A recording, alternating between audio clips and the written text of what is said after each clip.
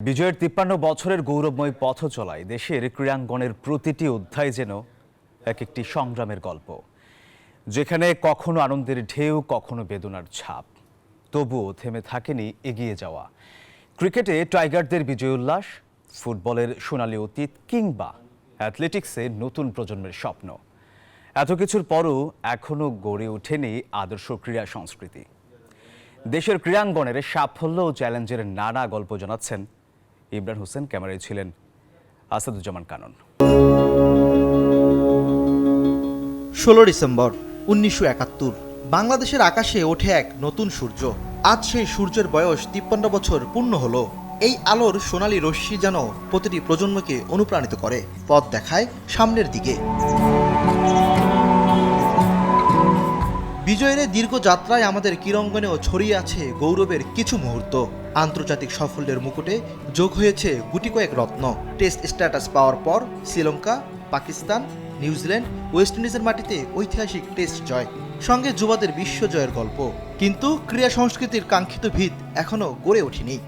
কালের বিবর্তনে, রাজনৈতিক বিভিন্ন পট পরিবর্তনের কারণে দলীয়করণ, চামচাগিরি, পা চাটাগিরি এইগুলা করে এইখানে অযোগ্য লোকজন ঢুকে গেছে। যে প্রত্যাশা নিয়ে আমরা করেছিলাম এই স্বাধীনতার যুদ্ধটা, সেই প্রত্যাশা আজও আমাদের পূরণ হয়নি। আমরা প্রতারিত হয়েছি। Cricket is a culture, cricket একটা সংস্কৃতি এবং ক্রিকেট একটা বিজ্ঞান।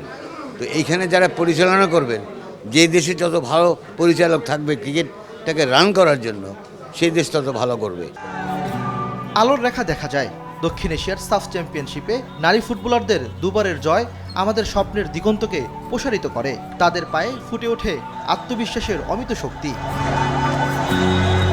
এছাড়াও আছে ১৯৮৫, ১৯৮৭ সাফ গেমসে ১০০ মিটার স্প্রিন্টে শাহ আলমের স্বর্ণজয়, ১৯৯০-এর কমনওয়েলথ গেমসে আতিকুর রহমানের স্বর্ণজয়ের গল্প।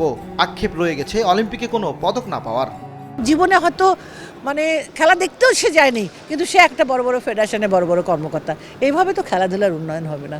অতএব সত্যিকার অর্থে যারা খেলাধুলা ভালোবাসে, খেলাধুলাকে খেলেছে, নিজে খেলেছে এবং সেই খেলা সম্পর্কে তার সামগ্রিক ধ্যান ধারণা আছে এবং উন্নতি করার তার চেষ্টাটা আছে। নিজের চিন্তা না করে, দেশের চিন্তা করে, প্লেয়ারদের চিন্তা করে সবাইকে একত্রিত হয়ে কাজ করা উচিত। এই সংকট সংগ্রামের মধ্যেও আমাদের মাঠগুলো থেকে উঠে আসছে হাজারো স্বপ্ন। অদৃশ্য কোনো মহাজাগতিক টানে হয়তো এখান থেকেই তৈরি হবে নতুন মেসি, নেইমার কিংবা সাকিব মাশরাফি।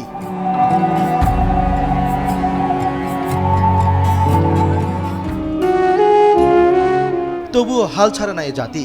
ব্যর্থতার অন্ধকার পেরিয়ে আমরা এগিয়ে চলছি শ্রেষ্ঠত্বের আলোকমঞ্চের দিকে।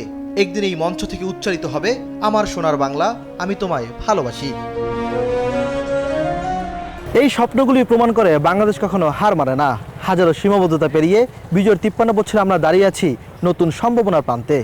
একদিন সেখান থেকে বিশ্ব শুনবে বাংলাদেশের ক্রীড়াঙ্গনের জয়গান।